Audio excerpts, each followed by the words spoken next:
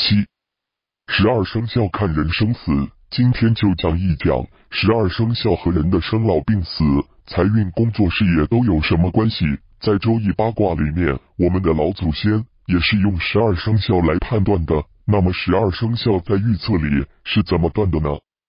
特别是人的疾病、工作、运气、婚姻，有没有财运，能不能升学、升官。下面我就举些例子，也让一些修行练的高层次又上不去下不来的高手们，我希望你们这些高手们仔细看看下面这篇文章，或者你们就悟到了。咱们中华5000年的文化为什么会源远流长？12生肖的秘籍是祖先们发明的，我们的后辈人要继承祖先的这些文化，去发扬光大。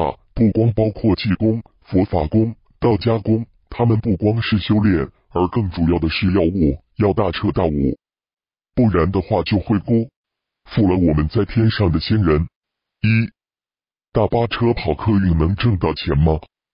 有一朋友的朋友通过朋友请我到他们家，然后一边喝点小酒，一边咨询我，说有一重要的事要问我。原来他们的家人商量要买一部大巴车去跑客运，说这大巴车要10来万，家里也没这么多钱，要向亲戚借了很多钱，但又不知跑车能不能挣到钱，万一要赔呢？他们估计钱要3、5年也还不完。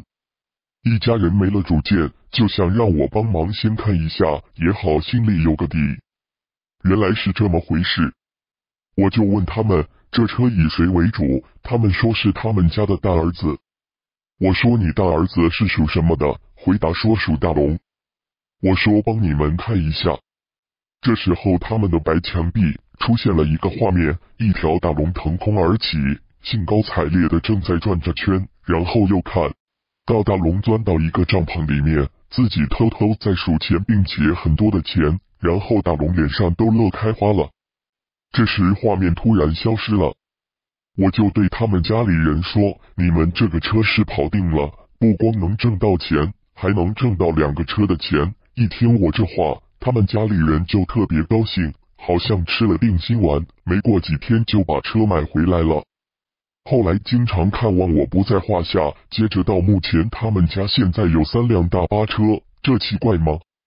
不奇怪，人家就是跑车发财的命，你是不是也能发财呢？但愿我们都发财。2、香港老板要买烂尾楼能成吗？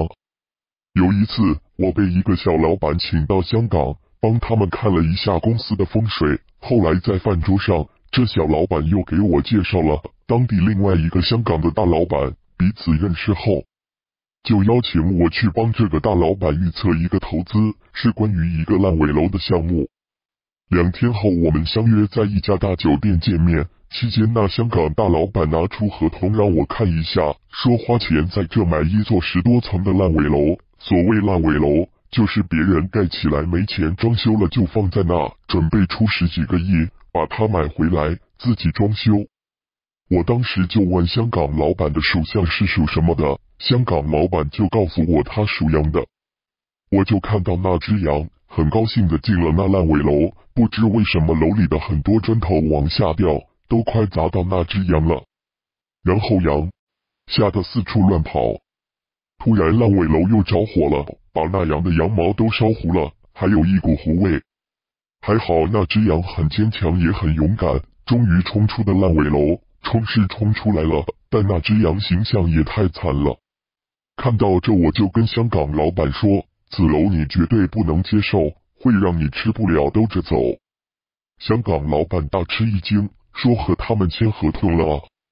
我说我不管什么合同不合同，此楼坚决不能要，否则后果很严重。后来这事情得到证实，当时原先烂尾楼的主人把烂尾楼同时卖给3个老板，又把烂尾楼抵押给银行，导致后来产生合同经济纠纷，天天被公安传票，法院也传票，到了将近1年，钱也花了不少要大店，最后也一直在拖着，没有妥善处理好。因为此事，使这香港老板和我做成了好朋友，隔三差五问我一些问题，我都快成了他的军师了。3、白血病和虎年有关吗？在南方待了一段时间，听说一个朋友的姐姐得了重病，在医院里，因为关系都不错，所以买了些礼品去看一看。去了之后短说几句，此姐姐还让我预测一下她得了什么病。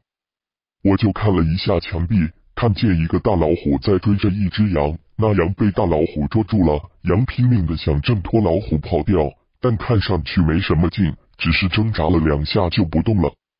再看看老虎毫不得意，不知从哪个地方拿了一个吸管，插进了羊的脖子里去，就像吸汽水一样，在吸那只羊的血。再看那只羊越来越无力，越来越虚弱，再看看那只老虎喝那羊的血，喝得高兴，嘴上都沾满了鲜血。过一段时间他就喝饱了，然后拍拍肚子，好像对我说很好喝。图像消失了，我真的没法回答那位姐得的是什么病，因为我也不知道老虎喝血是什么病。我知道那姐姐是属羊的，当时那年是虎年，这难道是有什么关系吗？当时真的不知道。后来他的哥哥来了，我们就一起出去吃饭，才知道那姐姐得的是白血病。他哥哥问我还有没有治，我就看了一下墙壁，那只被老虎吸血的羊重新出现在我面前，羊很痛苦，也很坚强，它拼命的想站起来，但它还是倒下了。然后这羊无力的闭上了眼。看到这，我就告诉他的哥哥说，已经没得治了，大概就是这2个月。他哥哥也没说什么，但脸色很白，很无奈，他也知道我的气功很厉害。2个月后的一天，那哥哥给我打电话，他说他妹已经走掉了，想让我选一个好的墓地。我有时候在想，如果我的气功再高一点，把那只老虎打走，那位姐姐是不是就没事了？但老虎为什么要吸血呢？难道白血病人都被老虎吸血吗？4. 美少妇的谎言。在深圳待了一段时间，朋友又介绍了一个朋友来预测，这女人一进门就让我们所有人眼前一亮。大城市的人长得就是好看，但这么好看的少妇来找我干什么呢？当她报上姓名的属相的时候，我看到了图像，我就让屋里所有的朋友都出去了，因为我感觉这话只有我们2人说，这少妇显得不好意思。等大伙出去了，我就对这少妇说，你是不是想问一下你家庭和爱情？她说是啊。我说你应该有一个很美好的家庭，但现在他们不让你进家了。这女人一听，马上脸色变得刷白，又往大门看了一下有没有人进来。我说不会有人进来的。她就问我，大师，我怎么做才让我进家呢？我告诉她，我说让她把外面比她大了20-30的男人放下，估计还有救。这女人一听就说，她对我很好啊，我也很爱她，怎么能放得下呢？我说你放不下，你没得家回。我心里当时就有点纳闷，大城市的女人看得很妖艳，知识和学问也很高，难道分不清一个是自己的丈夫，一个所谓自己的情人，哪一个更重要吗？再说法律上也不允许啊。然后那少妇又问我，我能和后面这一个比我大的在一起吗？